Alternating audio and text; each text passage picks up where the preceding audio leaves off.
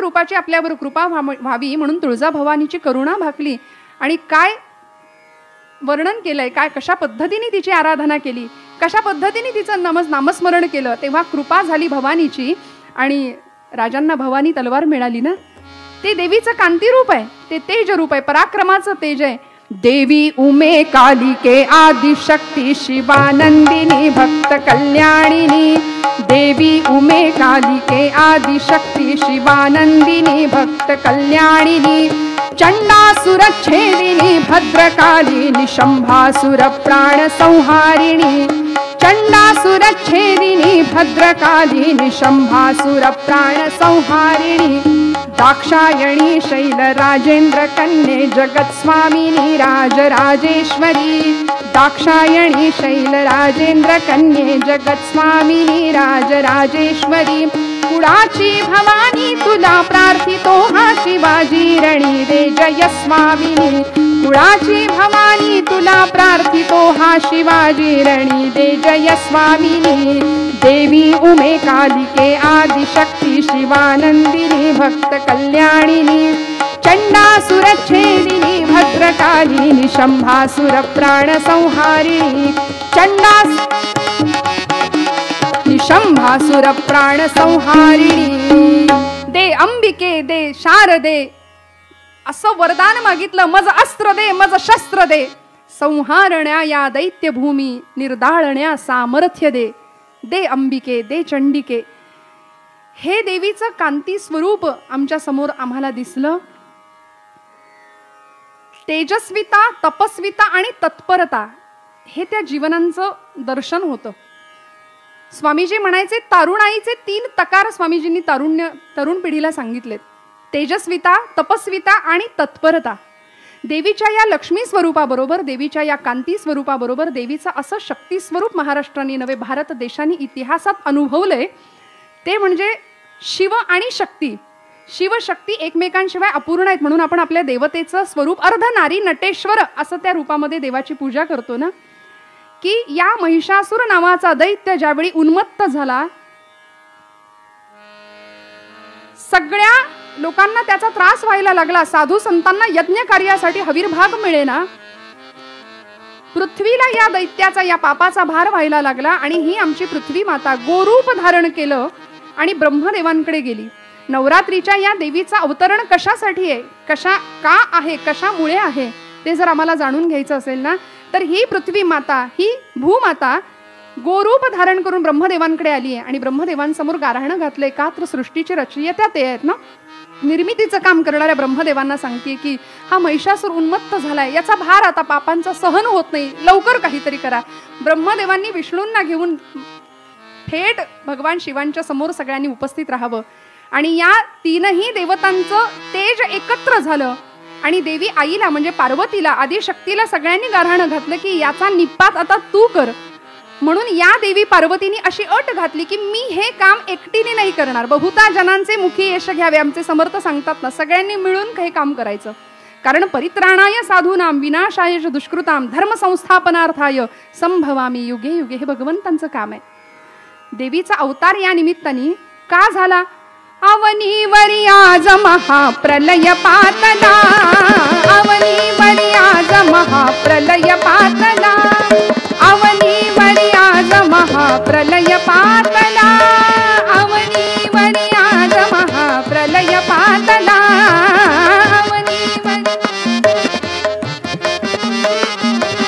महिषासुर स्वर्गाचा स्वामी जाहला, महिषासुर स्वर्गाचा स्वामी जाहला, अवनीवरी आज महाप्रलय.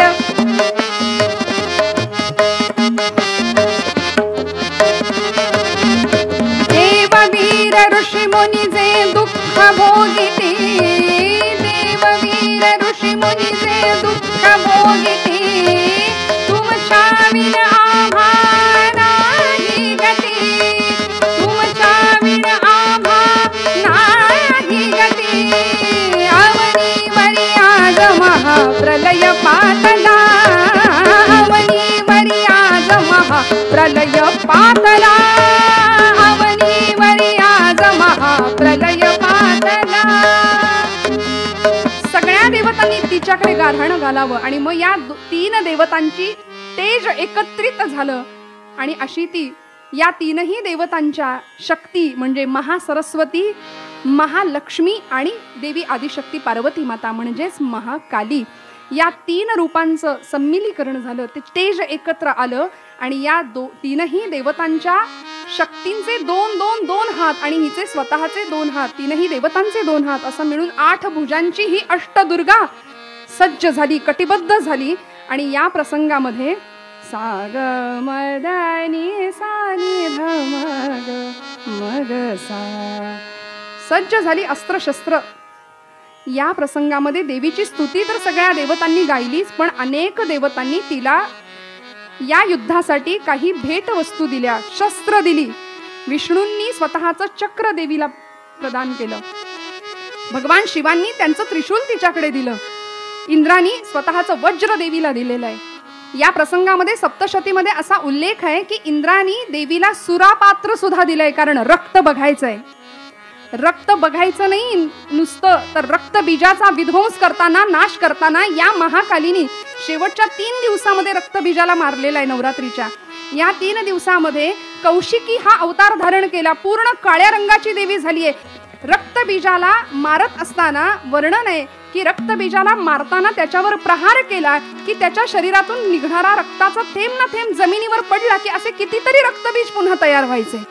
म्हणून या देवीनी असं अक्राळ विक्राळ रौद्र रूप या प्रसंगात धारण केलं आणि त्या रक्तबीजाचं रक्त जमिनीवर सांडू न देण्याची जबाबदारी, खबरदारी घेतली. ते रक्त प्राशन केलं. म्हणून आपली ती दक्षिणेश्वरची काली माता, स्वामीजींना सुद्धा जी ज्ञान देते, वैराग्य देते, भक्ती देते, ती काली माता. काय तिचं वर्णन आहे? दुर्गे भवानी दुर्गे भवानी दुर्गे भवानी दुर्गे भवानी दुर्गे भवानी दुर्गे भवानी दुर्गे भवानी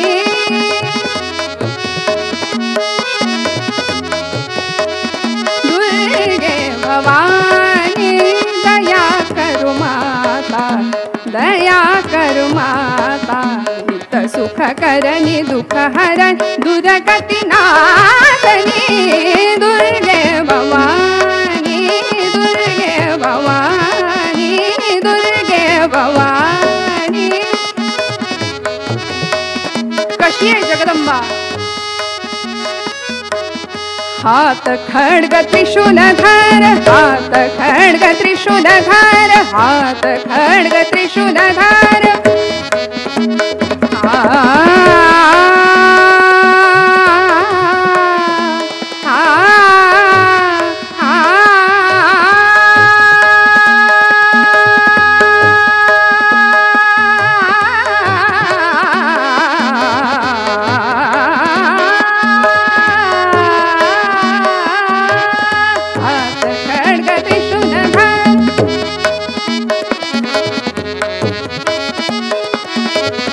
हात खड्ग त्रिशूलधार, गले सोहे रुंडमाल, गले सोहे रुंडमाल, असुर संहारी जगजननी दुर्गे भवानी भवानी दुर्गे भवानी दुर्गे भवानी.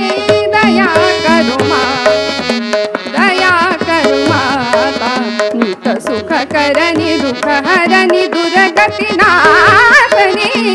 दुर्गे भवानी दुर्गे भवानी दुर्गे भवानी दुर्गे भवानी. या देवीचं हे रूप सर्व देवतांनी पाहिलं.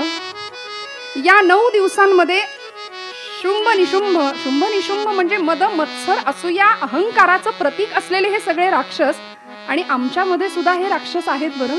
त्यांचा जर निपात आम्हाला करायचा असेल तर देवी उपासना महत्वाची, त्या भगवतीची आराधना आम्हाला करावी लागेल. ही देवी, यासाठी तिचा उपासनेचा, त्या नवरात्रीचा जागर हृदयात आधी आम्हाला करावा लागेल. आणि यासाठी आम्हाला आमच्या जवळची आत्मशक्ती प्रज्वलित करावी लागेल, जागी करावी लागेल. मी म्हटलं ना, तीनही देवतांच्या त्या शक्ती एकत्र आल्या म्हणून नवरात्रीच्या 3 दिवसांमध्ये पहिले 3 दिवस महासरस्वतीच्या रूपामध्ये देवी आहे. पुढचे 3 दिवस म्हणजे मधले 3 दिवस ही महालक्ष्मी या स्वरूपामध्ये तिची पूजा आहे आणि शेवटचे 3 दिवस महाकाली या रूपामध्ये तिची आम्ही आराधना करतो. मग ही महालक्ष्मी जी आहे ना, ती कशी आहे, महासरस्वती कशी आहे. आपण लक्ष्मी स्वरूप बघितलं, विद्यालक्ष्मी हेही तिचं स्वरूप पाहिलं. शक्ती रूपाचं वर्णन करताना आमच्या सगळ्या संतांनी सांगितलं की भक्ती करत असताना भक्तीला शक्तीची जोड आम्हाला द्यावी लागेल. भक्ती शक्ती संगम आमच्या भागवत धर्म संप्रदायामध्ये आम्हाला दिसून येतो. म्हणून तुकोबरायांनी सुद्धा सांगितलं की शक्तीची आराधना आम्हाला करावी लागेल. वेळ प्रसंगी दुर्जनांचा नाश करण्याकरता रौद्रावतार धारण करावा लागेल. समजा तुम्ही देवपूजेला बसलाय आणि देव्हाऱ्यावरती एखादा विंचू जर येऊन बसला तर महाराज म्हणतात, विंचू देव्हाऱ्याशी आला, देवपूजा नावडे त्याला, तेथे पैजाराचे काम अधमाशी तो अधम. मऊ मेणाहुनी आम्ही विष्णुदास, पण वेळ आली तर कठीण वज्रास भेदू ऐसे. ही शक्ती स्वरूपिणीची ताकद आहे आणि ही तिची कृपा मिळवण्याचा हा जो मार्ग आहे की शक्तीची उपासना आम्हाला करावी लागेल. म्हणून समर्थ रामदास स्वामींनी सुद्धा असं सांगितलंय, शक्तीने मिळती राज्ये. राज्य ग्रहण करायचंय, मिळवायचंय ना तर शक्तीशिवाय. म्हणून समर्थांनी महाराष्ट्रामध्ये नव्हे सगळीकडे क्षात्र तेजाचं स्फुल्लिंग चेतवलं. महाराष्ट्राच्या दऱ्याखोऱ्यांमध्ये जय जय रघुवीर समर्थ या मंत्राची गर्जना दुमदुमत राहिली. एवढंच नाही, शक्ती स्वरूपाची आराधना देवीच्या भगवतीच्या शक्ती रूपाची आराधना करण्याकरता समर्थांनी बलोपासनाच जगासमोर मांडली. फक्त शरीराची शक्ती का हो, याकरता म्हणजे शारीरिक शक्ती अपेक्षित आहेच आहे, त्याकरता व्यायामशाळा बांधल्या, मारुतीरायांची मंदिरं उभी केली. तिथे बलोपासनेचं महत्व मुलांना पटवून द्यावं, व्यायामाचं महत्व, सूर्य नमस्कार. क्रमाक्रमाने नारायणाचा दास, दासाचा स्वामी, स्वामींचा समर्थ झालेला हा लोकोत्तर युगोत्तर महापुरुष असलेले हे संत समर्थ झाले आणि महाराष्ट्राला एक नवा महाराष्ट्र धर्म समर्थांनी या प्रसंगामध्ये दिला आपल्या पूर्ण जीवनामध्ये. म्हणून समर्थांनी शक्तीची उपासना याकरता सामर्थ्याची उपासना असा शब्द वापरलाय. सामर्थ्य आहे चळवळीचे, जो जो करील तयाचे, परंतु तेथे भगवंताचे अधिष्ठान पाहिजे. या न्यायाने शारीरिक बल आहेच, शरीराचं बळ मिळवायचंच आहे. आरोग्य संपन्न, कारण मी मगाशी सांगितल्याप्रमाणे ती आरोग्य लक्ष्मी आहे आमच्याकडे असलेली, तिला सांभाळायचंय, तिची आराधना करायचीच आहे. पण या शरीराची, या आरोग्याची काळजी घेत असताना त्याच्या आतमध्ये जे असलेलं चैतन्य आहे, त्याच्या आतमध्ये असलेलं जे मन नावाचं 11वं इंद्रिय आहे, त्याची काळजी आम्हाला घ्यावी लागेल आणि त्या मनाची शक्ती काय आहे हे समजावून घ्यावं लागेल. फक्त शरीराची शक्ती नाही, योग्य बळकट आणि बलदंड स्नायूंचे संन्यासी मला द्या. स्वामीजींचं वाक्य आहे, मला बळकट आणि पोलादी स्नायू असलेले संन्यासी द्या, तर मी भारतामध्ये नवजागरण घडवून आणीन. अशी मागणी स्वामीजींनी केली होती जगातल्या भारतातल्या युवकांकडे. म्हणून ते युवकांचा स्फूर्तिनिर्झर ठरले. पण या शारीरिक शक्ती बरोबरच ज्ञानशक्ती, इच्छाशक्ती आणि क्रियाशक्ती. म्हणून नवरात्रीच्या या 3 दिवसांमध्ये, पहिल्या 3 दिवसामध्ये त्या महासरस्वतीचं रूप, तिच्याकडची ज्ञानशक्ती आमच्याकडे आली पाहिजे, महालक्ष्मीच्या रूपाकडची इच्छाशक्ती आमच्याकडे आली पाहिजे आणि महाकालीच्या या स्वरूपाच्या भक्तीमुळे आमच्याकडे क्रियाशक्ती आली पाहिजे. ज्ञान कुठलं हो, कुठलं ज्ञान? व्यवहाराचं ज्ञान, इतिहास, भूगोल, नागरिकशास्त्र, गणित नाही. मी कोण आहे हे जे आत्मज्ञान ज्याला म्हणतो ना आपण, ते ज्ञान आम्हाला व्हावं याकरता स्वामीजींनी सुद्धा रामकृष्णांकडे गाऱ्हाणं घातलं. आणि एक दिवस प्रपंचाच्या कटकटी घेऊन ज्यावेळी स्वामीजी रामकृष्णांकडे गेले, त्यावेळी रामकृष्ण परमहंसांनी सांगावं की तुला नोकरी हवी आहे, तुला प्रपंच तुझा सांभाळायचा आहे ना, तूच जा आणि देवीला मागणं.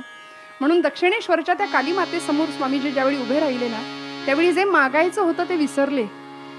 मागायला आले होते प्रपंचातलं सुख, घरची कटकट संपू दे, नोकरी लागू दे, असलं मागणं मागायला आलेले स्वामीजी तिथं विसरले आणि देवी समोर उभे राहिले. आई ज्ञान दे, भक्ती दे आणि वैराग्य दे. माघारी आले, लक्षात आलं मी मागायचं होतं ते मागितलंच नाही, मी विसरून गेलो. गुरुदेव, मला जे मागायचं होतं ते विसरलो म्हणाले, मी वेगळंच काहीतरी मागून आलो. ठाकूरजी म्हणाले, रामकृष्ण म्हणाले, नरेंद्रा पुन्हा जा आणि पुन्हा माझ्या आईला बोल, माझी आई खूप दयाळू आहे, ती तुला देईल, तुला जे हवं तेच देईल, जा परत माग. दुसऱ्यांदाही तेच घडलं, आई ज्ञान दे, आई भक्ती दे आणि वैराग्य दे. तिसऱ्यांदाही तेच घडलं. परमेश्वर आपल्यासाठी योग्य काय तेच देत असतो बरं. आपल्याला हवं ते बऱ्याचदा नाही मिळत. स्वामीजी उभे राहिले या जगदंबे समोर. अनादि निर्गुण प्रगटली भवानी, अनादि निर्गुण प्रगटली भवानी, अनादि निर्गुण प्रगटली भवानी.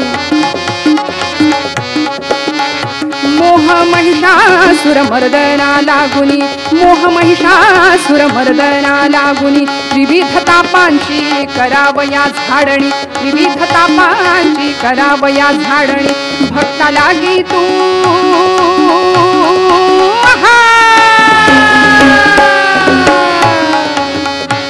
भक्ता लागी तू पावसी निर्वाणी. आईचा जोगवा जोगवा मागेन, आईचा जोगवा जोगवा मागेन, आईचा जोगवा जोगवा मागेन.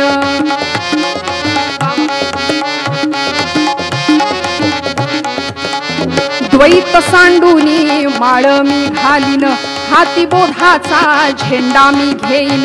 देहरहिता वारीसी जाईन, आईचा जोगवा जोगवा मागेन, आईचा जोगवा जोगवा मागेन. क्या बात है बाबा.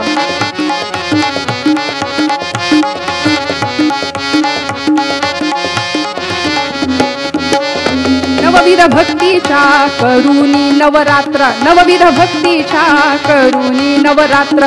करुणी पोटी मागेन ज्ञानपुत्र, करुणी पोटी मागेन ज्ञानपुत्र. जाणूनी सद्भाव सद्भाव अंतरीचा मित्र. दुर्धर संसार संसार सोडीन कृपात्र. आईचा जोगवा जोगवा मागेन, आईचा जोगवा जोगवा मागेन, आईचा जोगवा जोगवा मागेन. बाबा क्या बात. आता साजणी झाले मी निसंग, आता साजणी झाले मी निसंग. विकल्प नवऱ्याचा तोडियला संग, विकल्प नवऱ्याचा तोडियला संग. काम क्रोध हे धाडियले माग, काम क्रोध हे धाडियले माग. झाला मोकळा मार्ग सुरंग. आईचा जोगवा जोगवा मागेन, आईचा जोगवा.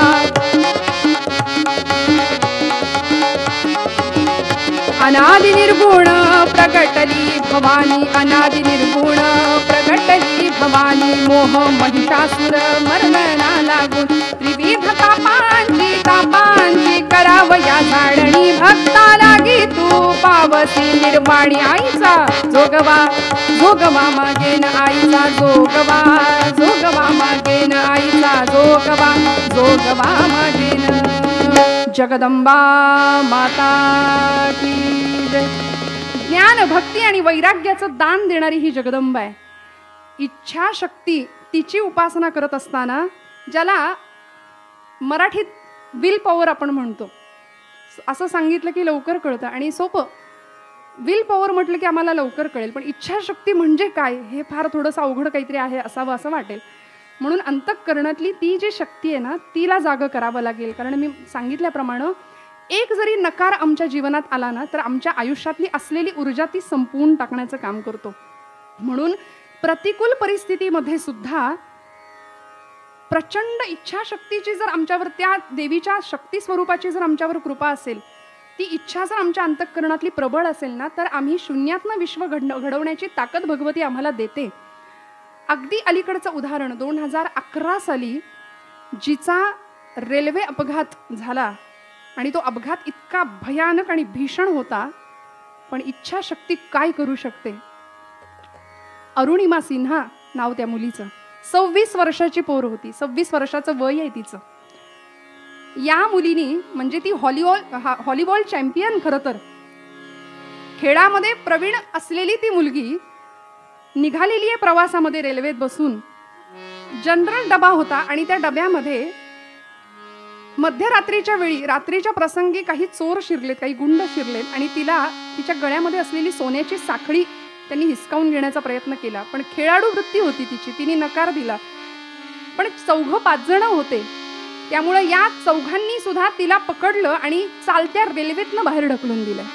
ही अरुणिमा ज्यावेळी रेल्वेतनं बाहेर फेकली गेली ना, समोरने एक दुसरी ट्रेन दुसऱ्या ट्रॅकवरनं धावत होती आणि अरुणिमा तिचाच प्रसंग सांगते, तिचाच अनुभव ती स्वतः कथन करते की मी अशी बाहेर फेकली गेले, समोरून एक धावती ट्रेन होती, त्या ट्रेनला मी थडकले आणि मध्ये पडले. दोन्ही ट्रेन आपापल्या ट्रॅकवरनं निघून गेल्या होत्या, पण ही अरुणिमा अशी रक्ताच्या थारोळ्यामध्ये पडलेली.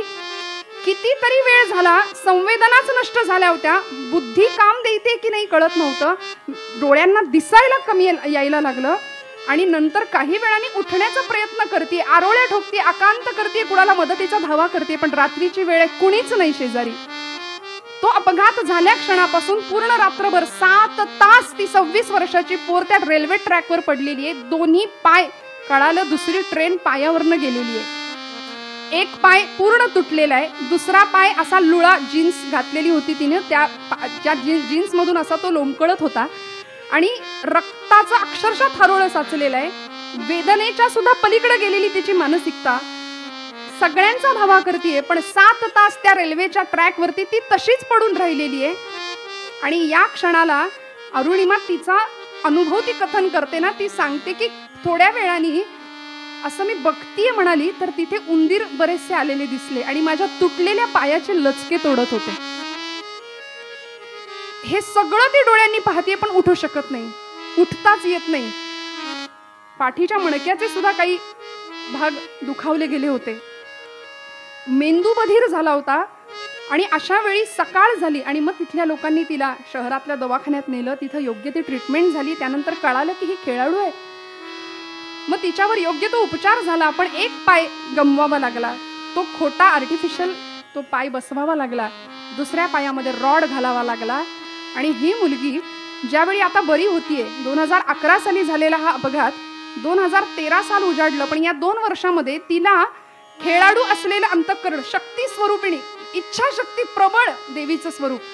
आणि अशा वेळी तिच्यावर वृत्तपत्रातनं काही मथळे यायला लागले किंवा काही मेसेजेस फिरायला लागले की हिने बहुतेक आत्महत्या केली असावी, की हिला बहुतेक घरातून काहीतरी विरोध असावा, पण असं काहीच नव्हतं. आणि हा नकार तिला सहन होत नव्हता. आपल्याबाबत आपण इतके दुर्दम्य महत्वाकांक्षी असून सुद्धा जर समाज असा विचार करत असेल ना, तर बस आता हे चॅलेंज, आता हे आव्हान स्वीकारायचं तिने ठरवलं. आणि 2013 साली म्हणजे नुकतीच ती जखम भरून येते. एक पाय तर पूर्णपणे खोटा आहे, दुसरा पाय तो रॉड घातलेला आहे, अजून जखमा पूर्ण भरलेल्या नाहीयेत. आणि अशा परिस्थितीमध्ये या अरुणिमानी निश्चय बांधला, इच्छाशक्ती मनातली प्रबळ केली आणि मनाचा जर निश्चय झाला तर जगातली कुठलीही गोष्ट अशक्य नाही, ते तिने सिद्ध करून दाखवलं. तिच्या कर्तृत्वातनं जगातलं सगळ्यात मोठं शिखर माउंट एव्हरेस्ट सर केलं आणि उंच ठिकाणी जाऊन जगाला ओरडून सांगते की मनाची ताकद गमवू नका. शरीर जरी विकलांग झालं ना, शरीराची ताकद जरी संपली तरी तुमच्या मनाची ताकद जर खंबीर असेल, मनस्संयम, मनशक्ती जर प्रबळ असेल ना, तर तुम्हाला परमेश्वर भगवती साथ देतेच देते. एवढा प्रकारचा पराक्रम करणारी ती अरुणिमा देवीचं इच्छाशक्तीचं स्वरूप आहे.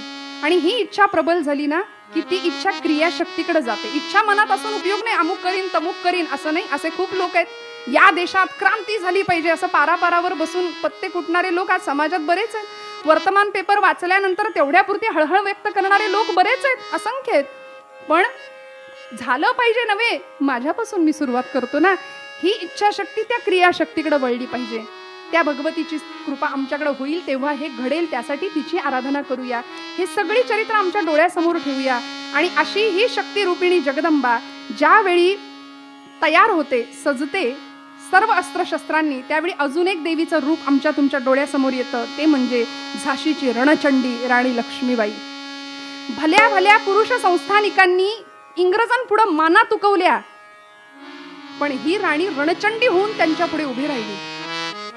सगळीच प्रतिकूलता होती, नशिबामध्ये पुत्र सुख नाही, पती सोडून गेला, वैधव्य प्राप्त झालं, सत्ता पिपासू इंग्रजांनी तर नाकी नऊ आणलं होतं, संस्थान खालसा करण्याचं धोरण अवलंबलं. आणि अशा वेळी बऱ्याचशा संस्थानिकांनी, पुरुष संस्थानिकांनी तिथे माना टाकल्या, पण ही अशी रणचंडी होऊन त्यांच्या समोर उभी ठाकली नव्हे, त्यांचा कर्दनकाळ होऊन उभी ठाकली. 22-23 वर्षाची ही कन्यका समरांगणामध्ये अशी जेव्हा लढायची ना, तेव्हा वाघिणी सारखी झेप घ्यायची, या बुरुजावरून त्या बुरुजावर, त्या तटावरून या तटावर. वाघिणीनं आरोळी ठोकावी तशी सैनिकांना गर्जना करून प्रोत्साहन द्यायची. चैतन्य शक्ती जागृत करायची. देवीचं हे शक्ती रूप आहे की ज्यावेळी संस्थान खालसा करण्याचं ठरवलं, लॉर्ड डलहौसी नावाचा इंग्रज अधिकारी, भारतातली अनेक संस्थानं खालसा झाली. इंग्रजांनी 16व्या शतकापासूनच इथे पाय रोवायला सुरुवात केली होती. मग इथे वखारी स्थापन करण्याच्या निमित्ताने आले आणि सुरत, मद्रास, कलकत्ता आणि मुंबई या 4 ठिकाणी वखारी स्थापन झाल्या. त्यांच्या नियंत्रणासाठी ईस्ट इंडिया कंपनीची स्थापना केली आणि याच्या सगळ्यावर नियंत्रण ठेवण्याकरता लॉर्ड डलहौसी आणि त्यांनी एक वेगळंच धोरण अवलंबलं. भारतामधली संस्थानं खालसा करायची, विलिनीकरण संस्थानांचं एक संस्थान इंग्रजांनी घशात घातलं. आणि याच वेळी या राणी लक्ष्मीबाईवर दैवानी असा काही जबरदस्त प्रहार केला होता की विवाह झाला. मोरोपंत तांब्यांची ही लेक भागीरथीबाई, आईचं नाव मनकर्णिका नाव, काशीमध्ये जन्म गंगेच्या घाटावरती. आणि ही मनू लहानाची मोठी झाली, विवाह झाला आपल्याहून दुप्पट वयाच्या माणसाशी, दुपटीनं मोठ्या असलेल्या माणसाशी. कारण ही अगदी 10 वर्षाची होती. गंगाधरपंत नेवाळकरांचं वय 32 वर्ष. 32 वर्षाच्या एका पती म्हणून त्याला निवडलं. नानासाहेब संतापले होते की मनू म्हणाले, अगं दुपटीहून मोठ्या असलेल्या मनुष्याशी तू विवाहाला तयार झालीस.